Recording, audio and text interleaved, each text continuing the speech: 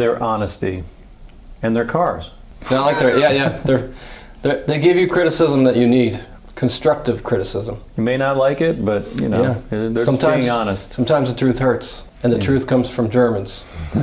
Sometimes, a lot of other places in the world, they kiss your ass a little bit. Not in Germany. The Germans give it to you straight, and I like their organization skills. Their efficiency. Their Wiener schnitzels. Yeah, good food, good bread, skilled bakers. Chocolate. Don't forget the chocolate. Good chocolate. Clockmakers, engineers. I think And the surfing. German surfing is my favorite. It's really good here.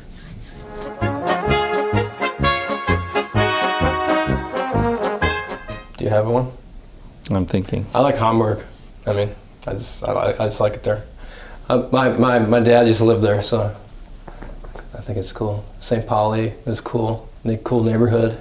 The Reeperbahn. You're not supposed to go there, Bill. I can go there. I'm old enough. The Beatles used to play there, so that's a good thing, right? They changed the world with music. A lot of history there. That's all I'm saying.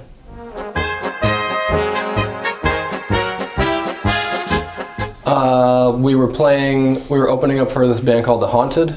We started our set, and everyone in the front row turned around and put their backs to us, and we felt sad. But luckily our guitar player, Brann, dedicated the next few songs to the people that had turned their backs to us, and they were fooled. They turned right around and started cheering.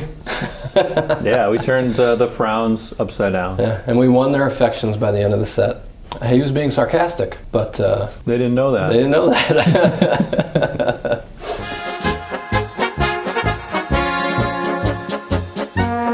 I can't remember where my favorite one was, but I remember I feel like we had a turning point with Germany that like I was like, and it was on the last record. Like I feel like the crowd was going. Was it in Berlin? It might have been. It might have been here. I think we had a really good show. It's always been kind of rough to play for German crowds for some reason. But on the last record, we kind of saw Germany turn around, kind of like the dudes turning their backs and turned around and started cheering. So we had a great show. I believe it was here in Berlin last year. The worst show? I think I remember we played in Germany. We opened for Iron Maiden, and we went on at like 1:30 in the afternoon, and it was really, really hot out, and there was probably 15 or 20,000 people.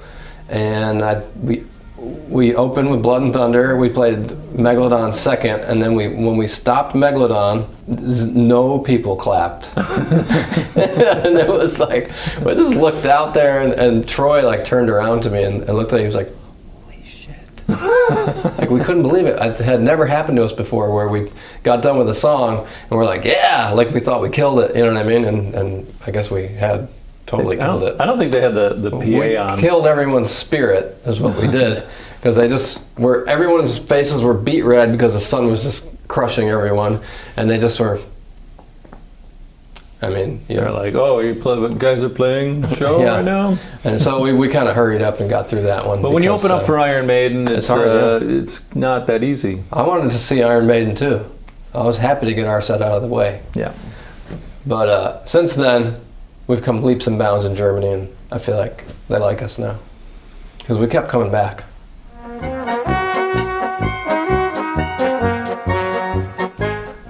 Scorpions.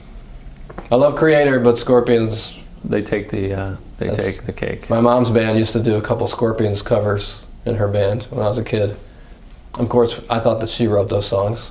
Because I was 7. I didn't know. But then I remember my aunt went to go see the Scorpions, and she brought me back a T-shirt, and I used to play along to the Blackout album. My uncle had the Blackout album, and I would go over to my grandparents' house that had a drum set in the attic, and it had a record player with a bunch of records next to it that my uncle would play along to. So I would go up there and play along to those as well. And the first record was Blackout, so I would try to play along to that a lot. So I got some of my chops from that Blackout record.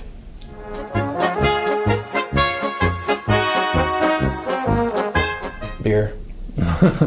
Not schnapps. Schnapps maybe when you're like I don't know, 11 or 12, and you're going through your parents' liquor cabinet, and you're trying liquor for the first time. That's a good one to start out on. Yeah, you try that, and then maybe you won't ever drink again because you're like, oh, this stuff's terrible. I don't know why they invented it. It's good. What do you mean? It tastes great. I know. I used to paint houses, and the guy, my bosses, they loved schnapps. They loved peppermint schnapps, and they'd call it soup. They'd be like, "Soup, son!" And you go down there and stand around the side of the van, like 100-degree weather, and just be drinking this warm cup of schnapps. And when you're on the job and your boss offers you booze at 2 o'clock in the afternoon, you're like, "Fuck yeah, let's do this." Climb that ladder and paint this house. Soup, son! Come down from that 40-foot ladder and let's have some warm peppermint schnapps and then go back to work. Oh my God, that's fucking funny.